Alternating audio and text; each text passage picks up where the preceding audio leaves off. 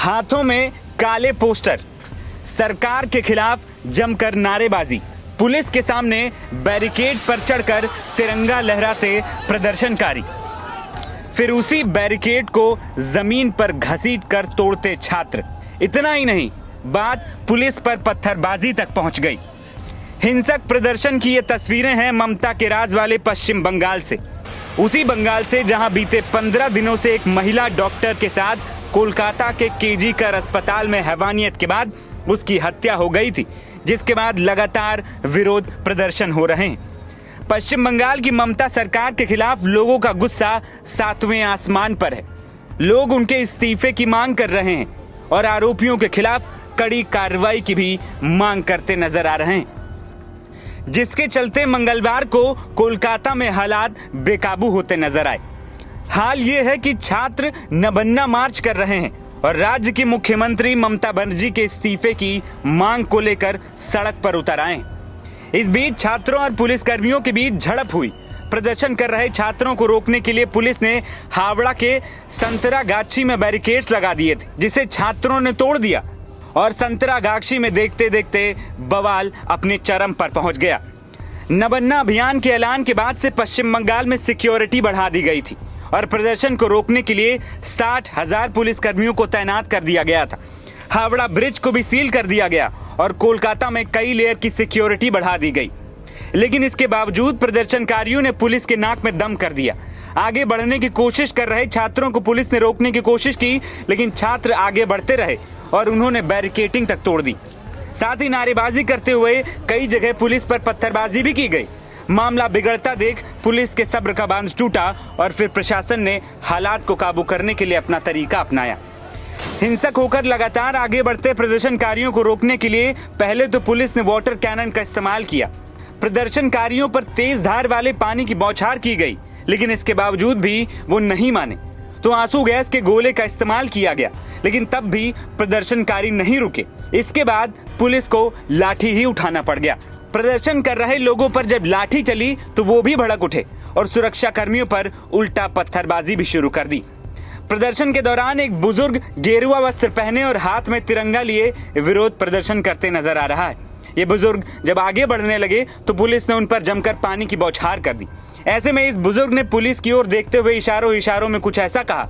इसके बाद भी पुलिस नहीं मानी और बुजुर्ग पर लगातार पानी की बौछार करती रही, लेकिन इसके बावजूद इस बुजुर्ग ने हार नहीं मानी।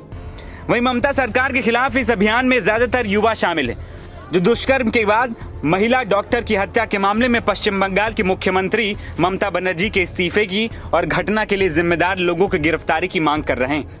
बता दें कि नबन्ना पश्चिम बंगाल सरकार का सचिवालय है। दूसरी ओर इस प्रदर्शन पर राजनीति भी खूब गरमाई है। बीजेपी ने प्रदर्शनकारियों के खिलाफ बल का प्रयोग करने पर ममता सरकार के खिलाफ मोर्चा खोल दिया है।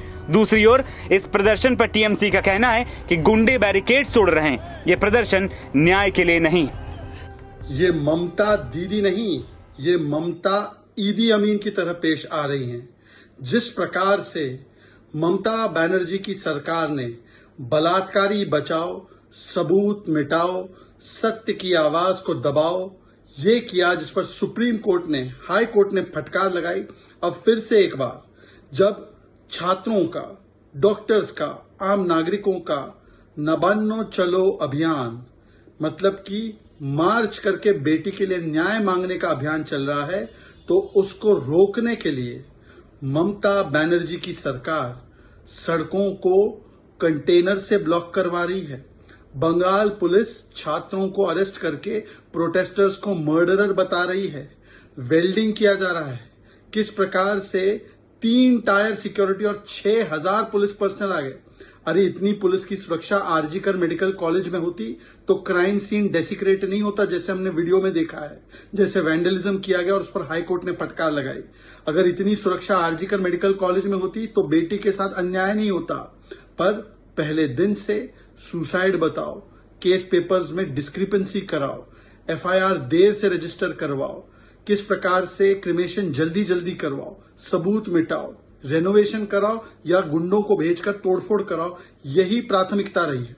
और फिर प्रोटेस्टर्स को या तो अपमानित करना, जैसे अरूप चक्रवर्ती ने किया, उदयन गुहा ने धमकी दी, कुणाल घोष लगातार अपमानित कर रहे हैं, या उनको रोकने के लिए उन पे मर्डर का चार्ज डालकर उनको अरेस्ट करवाना। ये ममता दीदी नहीं, ये ईदी अमीन है। अरे पूरा प्रदेश में 50-60 हजार पुलिस ये लोग आज फील्ड में उतरा।